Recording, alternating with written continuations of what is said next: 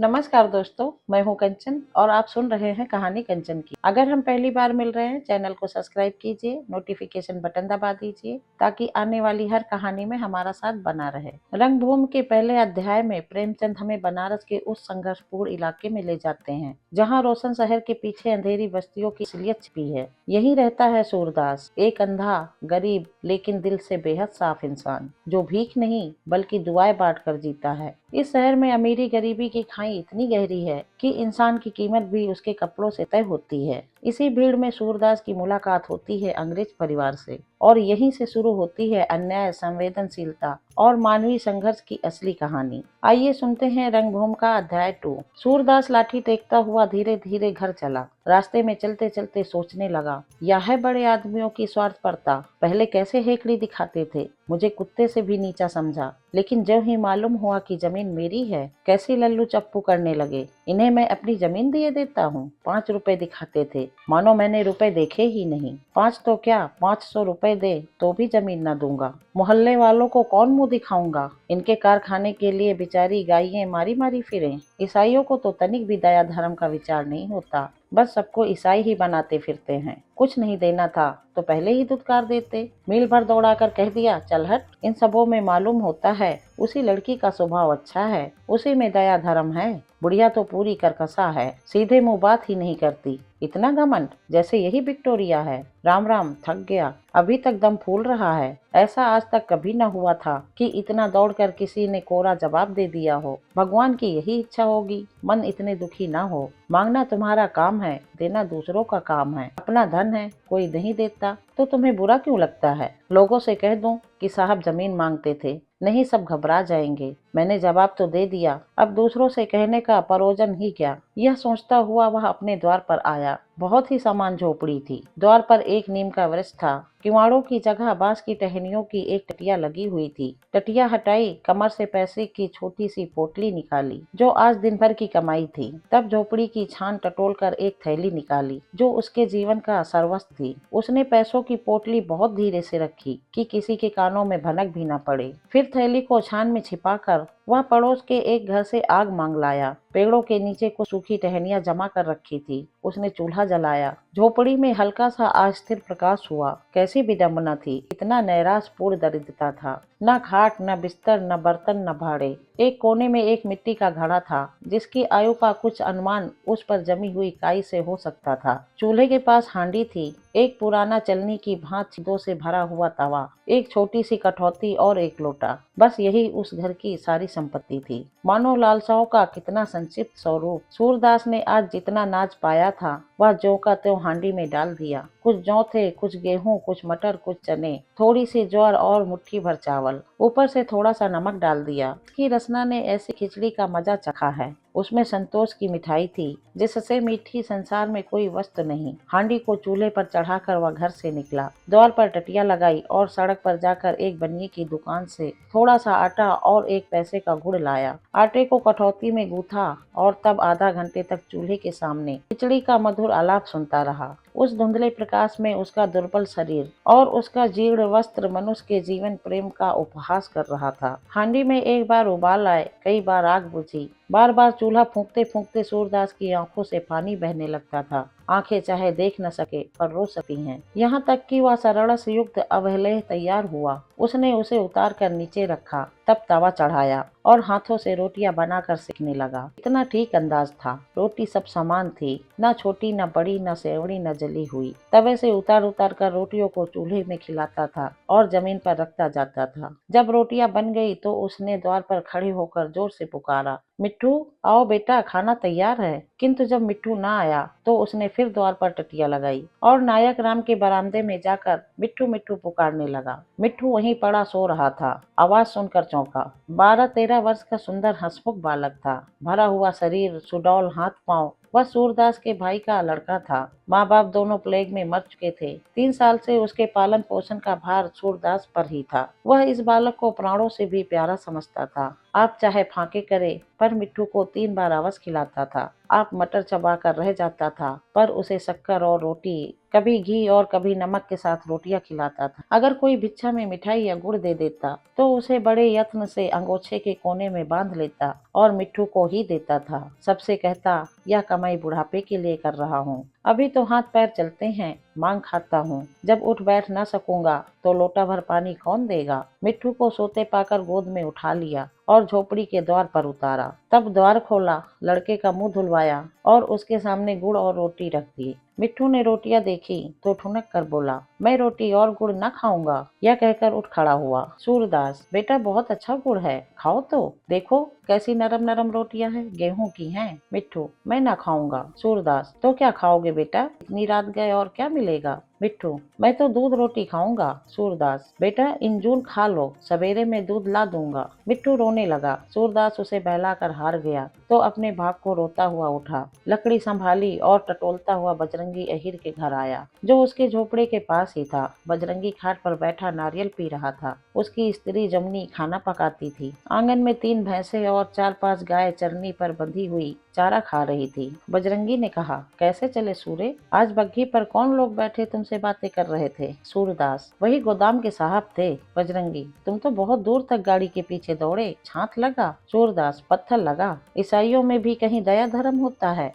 मेरी वही जमीन लेने को कहते थे। बजरंगी, गोदाम के पीछे वाली ना। सूरदास, हाँ वही, बहुत लालच दे रहे थे पर मैंने हामी नहीं भरी। सूरदास ने सोचा था अभी किसी से यह बात न कहूंगा, पर इस समय दूध लेने के लिए खुशामद जरूरी थी। अपना त्याग दिखाकर सुरखरू बनाना चाहता था। बजरंगी, तुम हामी भरते तो यहाँ कौन उसे छोड़ देता था। 3-4 गांवों के बीच में वही तो जमीन है, वह निकल जाएगी तो हमारी गाय और भैंसे कहाँ जाएंगी। जमनी, मैं तो इन्हीं के द्वार पर सबको बांध आती। सूरदास, मेरी जान निकल जाए तब तो बेचू ही नहीं, 1000-500 की क्या गिनती। भौजी, एक घूंट दूध हो तो दे दो, मिठवा खाने बैठा है, रोटी और गुड़ छूता ही नहीं, बस दूध दूध की रट लगाए हुए है। जो चीज घर में नहीं होती उसी के लिए जिद करता है, दूध न पाएगा तो बिना खाए ही सो रहेगा। बजरंगी, ले जाओ, दूध का कौन अकाल है, अभी दुआ है। घीसू की माँ, एक कुल्हा दूध दे दे सूरे को। जमनी, जरा बैठ जाओ सूरे, हाथ खाली हो तो दूं। बजरंगी, वहाँ मिठवा खाने बैठा है,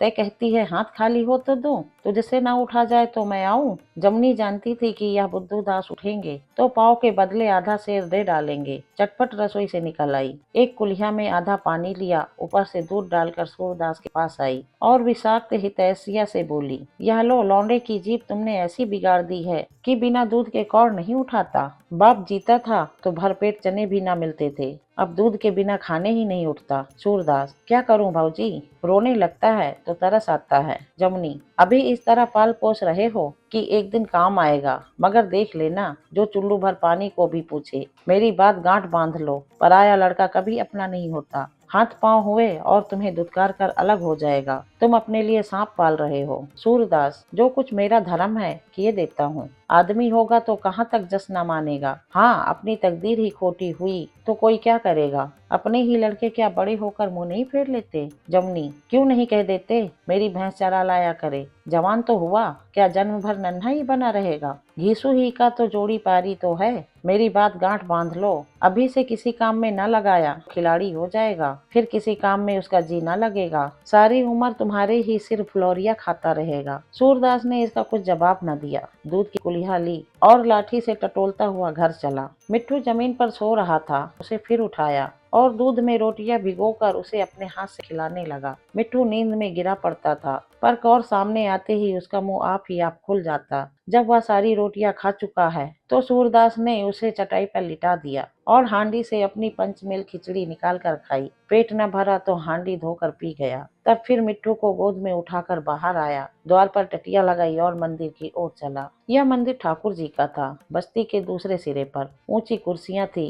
मंदिर के चारों तरफ 3-4 गज का चौड़ा चबूतरा था। यही मोहल्ले की चौपाल थी। सारे दिन 10-5 आदमी यहाँ लेटे या बैठे रहते थे। एक पक्का कुआं भी था जिस पर जगधर नाम का एक खोमचे वाला बैठा रहता था। तेल की मिठाइयाँ, मूंगफली, रामदाने के लड्डू आदि रखता था। राहगीर आते, उसे मिठाइयाँ लेते, पानी निकाल कर पीते और अपनी राह चले जाते। मंदिर के पुजारी का नाम दयागिरी था, जो इसी मंदिर के समीप एक कुटिया में रहते थे। सागुड़ ईश्वर के उपासक थे, भजन कीर्तन को मुक्ति का मार्ग समझते थे और निर्वाण को ढोंग कहते थे। शहर के पुराने रईस कुंवर भरत सिंह के यहाँ मासिक व्रत बंधी हुई थी। इसी से ठाकुर जी का भोग लगाया जाता था। बस्ती से भी कुछ न कुछ मिल ही जाता था। निष्प्रह आदमी था, लोभ छू भी नहीं गया था। संतोष और धीरज का पुतला था। सारे दिन भगवत भजन में मग्न रहता था। मंदिर में एक छोटी सी संगत थी। 8-9 बजे रात को दिन भर के काम धंधों से निर्वक्ता होकर कुछ भक्त जन जमा हो जाते थे और घंटे 2 घंटे भजन गाकर चले जाते थे। ठाकुर दिन ढोलक बजाने में निपुण था। बजरंगी करताल बजाता था। जगधर को तंबूरे में कमाल था। नायक राम और दयागिरी सारंगी बजाते थे। मंजीरे वालों की संख्या घटती बढ़ती रहती थी। जो और कुछ न कर सकता, वह मंजीरा ही बजाता था। सूरदास इस संगत का प्राण था। वह ढोल, मंजीरे, करताल, सारंगी, तंबूरा सभी में समान रूप से अभ्यस्त था और गाने में तो आसपास के कई मोहल्लों में उसका जवाब न था। ठुमरी गजल से उसे रुचि न थी। कबीर, मीरा, दादू, कमाल, पलटू आदि संतों के भजन गाता था। उस समय उसका नेत्रहीन मुख थी आनंद से प्रफुल्लित हो जाता था। गाते गाते मस्त हो जाता था। तन बदन की सुधि न रहती। सारी चिंताएं, सारे क्लेश भक्ति सागर में विलीन हो जाते थे। सूरदास मिट्ठू को लिए पहुंचा तो संगत बैठ चुकी थी। सभासद आ गए थे, केवल सभापति की कमी थी। उसे देखते ही नायक राम ने कहा, तुमने बड़ी देर कर दी। आधा घंटा से तुम्हारी राह देख रहे हैं। यह लौंडा बेतरह तुम्हारे गले पड़ा है। क्यों नहीं इसे हमारे ही घर में कुछ मंगा कर खिला दिया करते। दयागिरी, यहाँ चला आया करे तो ठाकुर जी के प्रसाद से ही पेट भर जाए। सूरदास, तुम ही लोगों का दिया खाता है या और किसी का? मैं तो बनाने भर को हूँ। जगधर, लड़कों को इतना सिर चढ़ाना अच्छा नहीं। गोद में लादे फिरते हो जैसे नन्हा सा बालक हो। मेरा विद्याधर इससे 2 साल छोटा है। मैं उसे कभी गोद में लेकर नहीं फिरता। सूरदास, बिना माँ बाप के लड़के हठी हो जाते हैं। हाँ, क्या होगा? दयागिरी, पहले रामायण की एक चौपाई हो जाए। लोगों ने अपने अपने साज संभाले, सुर मिला और आधा घंटे तक रामायण हुई। नायक राम, वाह सूरदास वाह, अब तुम्हारे ही दम का जलूसा है। बजरंगी, मेरी तो कोई दोनों आंखें ले ले और यह हुनर मुझे दे दे तो मैं खुशी से बदल लूं। जगधर, अभी भौरे नहीं आया, उसके बिना रंग नहीं जमता। बजरंगी, ताड़ी बेचता होगा। पैसे का लोभ बुरा होता है। घर में एक मेहरिया है और बुढ़िया माँ। मुआ रात दिन हाय हाय पड़ी रहती है। काम करने को तो दिन है ही, भला रात को तो भगवान का भजन हो जाए। जगधर, सूर्य का दम उखड़ जाता है, उसका दम नहीं उखड़ता। बजरंगी, तुम अपना खोचा बेचो, तुम्हें क्या मालूम दम किसे कहते हैं। सूरदास जितना दम बांधते हैं उतना दूसरा बांधे तो कलेजा फट जाए, ऐसी खेल नहीं है। जगधर, अच्छा भैया, सूरदास के बराबर दुनिया में कोई दम नहीं बांध सकता। अब खुश हुए। सूरदास, भैया इसमें झगड़ा काहे का? मैं कब कहता हूँ कि मुझे गाना आता है? तुम लोगों का हुक्म पाकर जैसा भला बुरा बनता है सुना देता हूँ। इतने में भैरव भी आकर बैठ गया। बजरंगी ने व्यंग करके कहा, क्या अब कोई ताड़ी पीने वाला नहीं था? इतनी जल्दी क्यों दुकान बंद कर दी? ठाकुर दिन, मालूम नहीं, हाथ पैर भी धोए हैं या वहाँ से सीधे ठाकुर जी के मंदिर चले आए। अब सफाई तो कहीं रह ही नहीं गई। भैरव, क्या मेरी देह में ताड़ी पुती हुई है? ठाकुर दिन, भगवान के दरबार में इस तरह ना आना चाहिए। जात चाहे ऊंची हो या नीची, पर सफाई चाहिए जरूर। भैरव, तुम यहाँ नित नहा कर आते हो? ठाकुर दिन, पान बेचना कोई नीच काम नहीं है। भैरव, जैसे पान वैसी ताड़ी, पान बेचना कोई ऊंचा काम नहीं है। ठाकुर दिन, पान भगवान के भोग के साथ रखा जाता है। बड़े बड़े जनेऊधारी मेरे हाथ का पान खाते हैं, तुम्हारे हाथ का तो कोई पानी नहीं पीता। नायक राम, ठाकुर दिन, यह बात तो तुमने बड़ी खरी कही। सच तो यह है, पासी से कोई घड़ा तक नहीं छुआ था। भैरव, हमारी दुकान पर एक दिन आकर बैठ जाओ तो दिखा दूं कैसे कैसे धर्मात्मा और तिलकधारी आते हैं। जोगी जति लोगों को भी किसी ने पान खाते देखा है? ताड़ी गांजा चरस पीते चाहे जब देख लो, एक से एक महात्मा आकर खुशामद करते हैं। नायक राम, ठाकुर दिन, अब इसका जवाब दो। भैरव पढ़ा लिखा होता तो वकीलों के कान काटता। भैरव, मैं तो बात सच्ची कहता हूँ, जैसी ताड़ी वैसे पान, बल्कि परात की ताड़ी को तो लोग दवा की तरह पीते हैं। जगधर, यारो दो एक भजन होने दो, मान क्यों नहीं जाते ठाकुर दिन? तुम ही हारे, भैरव जीता, चलो छुट्टी हुई। नायक राम, वाह, हार क्यों मान ले? ससार्थ है कि दिल लगी? हाँ ठाकुर दिन, कोई जवाब सोच निकालो। ठाकुर दिन, मेरी दुकान पर खड़े हो जाओ, जी खुश हो जाता है। केवड़े और गुलाब की सुगंध उड़ती है। इसकी दुकान पर कोई खड़ा हो जाए तो बदबू के मारे नाक फटने लगती है,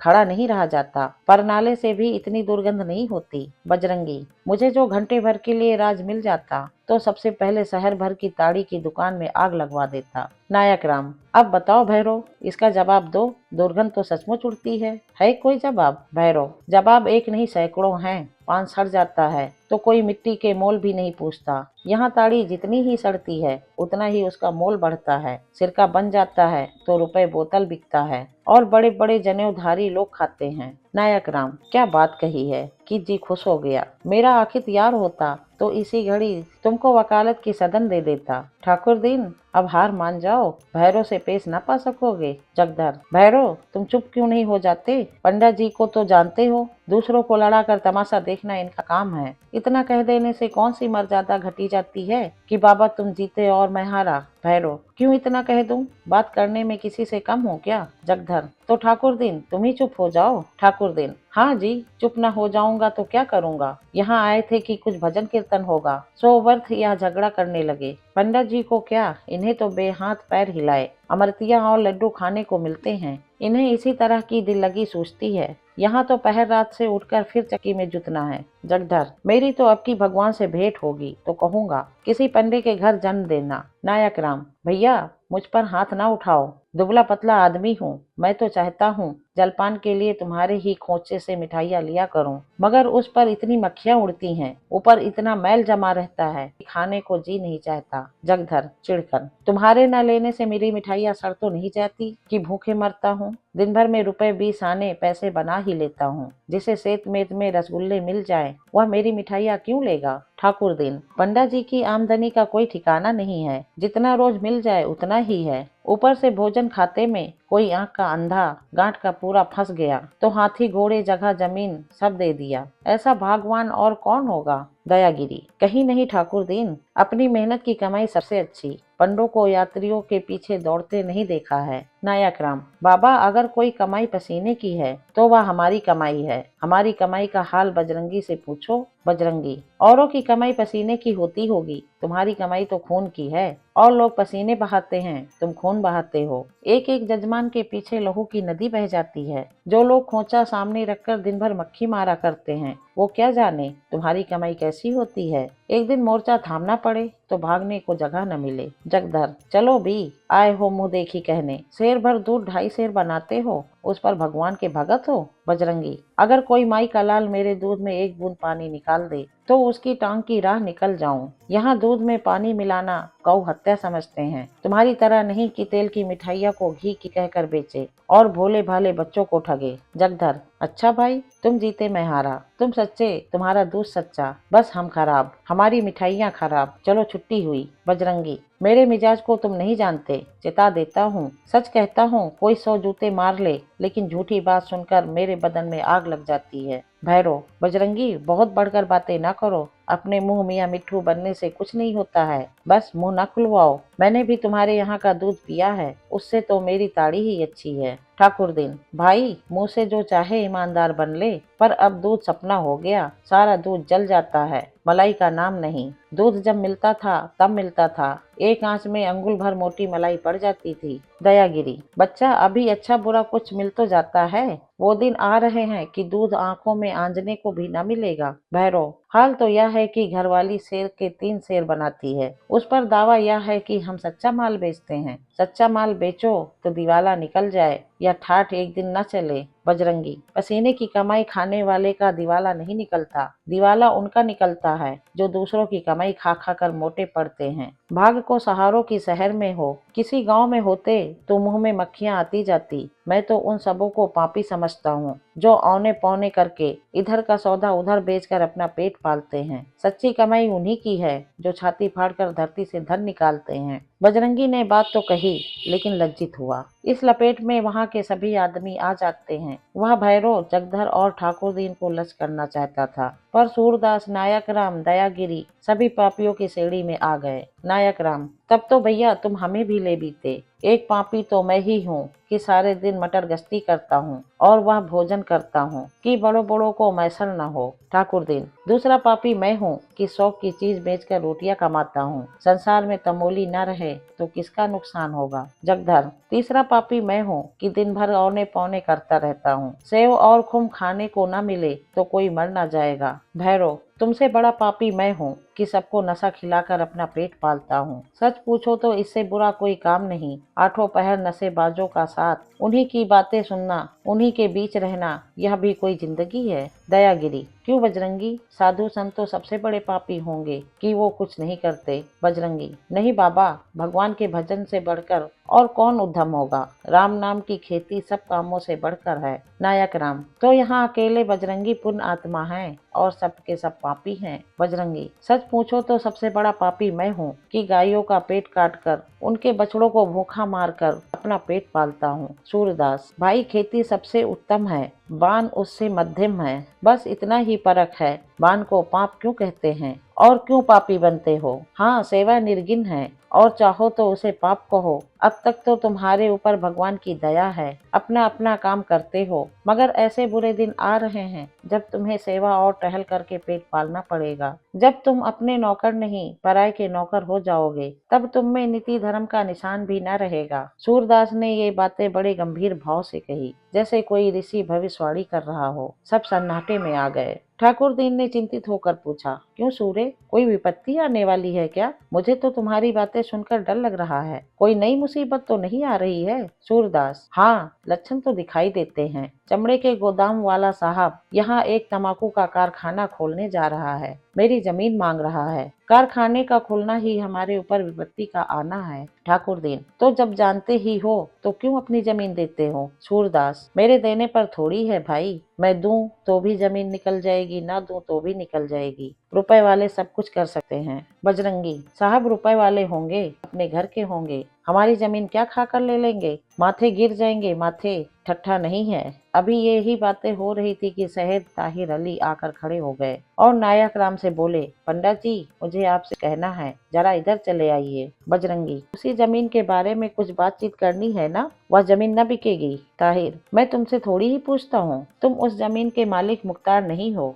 बजरंगी, कह तो दिया वह जमीन न बिकेगी, मालिक मुख्तार कोई हो। ताहिर, आइए पंडित जी आइए, इन्हें बकने दीजिए। नायक राम, आपको जो कुछ कहना हो कहिए, ये सब लोग अपने ही हैं, किसी से पर्दा नहीं है, सुनेंगे तो सब सुनेंगे और जो बात तय होगी सबकी सलाह से होगी। कहिए क्या कहते हैं। ताहिर, उसी जमीन के बारे में बातचीत करनी थी। नायक राम, तो उस जमीन का मालिक तो आपके सामने बैठा हुआ है, जो कुछ कहना है उसी से क्यों नहीं कहते। मुझे बीच में दलाली नहीं खानी है। जब सूरदास ने साहब के सामने इनकार कर दिया तो फिर कौन सी बात बाकी रह गई। बजरंगी, इन्होंने सोचा होगा कि पंडित जी को बीच में डालकर काम निकाल लेंगे। साहब से कह देना यहाँ साहिबी न चलेगी। ताहिर, तुम अहीर हो ना, तभी इतने गर्म हो रहे हो, अभी साहब को जानते नहीं हो, तभी बड़बड़ कर बातें कर रहे हो। जिस वक्त साहब जमीन लेने पर आ जाएंगे ले ही लेंगे, तुम्हारे रोके ना रुकेंगे। जानते हो शहर के हकीमों से उनका कितना रब्त जब्त है। उनकी लड़की की मंगनी हाकिम जिला से होने वाली है,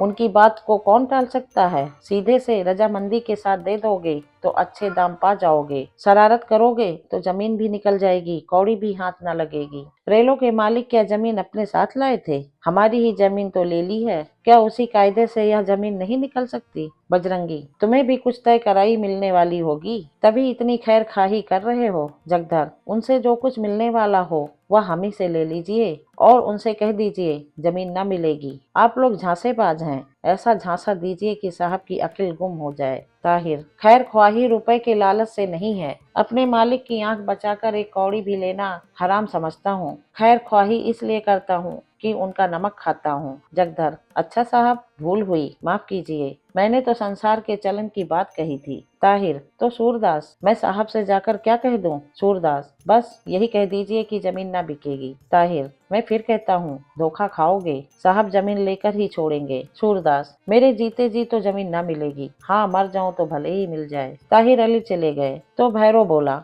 दुनिया अपना ही फायदा देखती है, अपना कल्याण हो, दूसरे जिए या मरे। बजरंगी, तुम्हारी तो गाय चरती हैं, इसीलिए तुम्हारी भलाई तो इसी में है कि जमीन बनी रहे। मेरी कौन गाय चरती हैं? कारखाना खुला तो मेरी बिक्री चौगुनी हो जाएगी। यह बात तुम्हारे ध्यान में क्यों नहीं आई? तुम सबकी तरफ से वकालत करने वाले कौन हो? सूर्य की जमीन है, वह बेचे या रखे। तुम कौन होते हो बीच में कूदने वाले? नायक राम, हाँ बजरंगी, जब तुमसे कोई वास्ता सरोकार नहीं तो तुम कौन होते हो बीच में कूदने वाले? बोलो, भैरव को जवाब दो। बजरंगी, वास्ता सरोकार कैसे नहीं? 10 गांवों और मोहल्लों के जानवर यहाँ चरने आते हैं, वो कहाँ जाएंगे? साहब के घर कि भैरव के? इन्हें तो अपनी दुकान की हाय हाय पड़ी हुई है। किसी के घर सेंध क्यों नहीं मारते? जल्दी से धनवान हो जाओगे। भैरव, सेंध मारो तुम, यहाँ दूध में पानी नहीं मिलाते। दयागिरी, भैरव तुम सचमुच बड़े झगड़ालू हो। जब तुम्हें प्रिय वचन बोलना नहीं आता तो चुप क्यों नहीं रहते? बहुत बातें करना बुद्धिमानी का लक्षण नहीं,